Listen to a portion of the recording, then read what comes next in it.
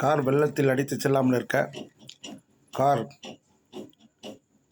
டயரில் ஒரு போல்ட் மூலம் ஒரு வளையத்தை பொருத்தியுள்ளேன். மேல்புறம் ஒரு போல்ட் மூலம் இன்னொரு வளையத்தை பொருத்தியுள்ளேன். காரின் மேல்புறம் பொருத்தி அதில் சங்கிலியால் கொண்டு இணைத்து கேட்டு அல்லது வீட்டின் கேட்டு அல்லது காம்பவுண்டில் ஒரு வளையத்தை பொருத்தி அதில் இந்த சங்கிலியை கொண்டு பூட்டிவிட வேண்டும். பூட்டிவிட்டால் கார் வெள்ளத்தில் அடித்து செல்லும் அதே இடத்தில் நிற்கும்.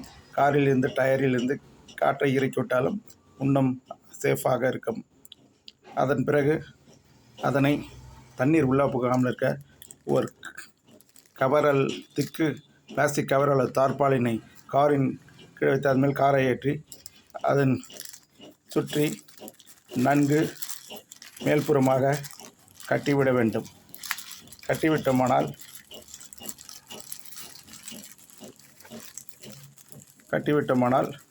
தண்ணீர் காரின் உள்ளே புகாது. காரும் வெள்ளத்தில் அடித்து செல்லாது. சு. மோகனசுமார், அறிவியல் கண்டுபிடிப்பாளர், ராணிப்பேட்டை.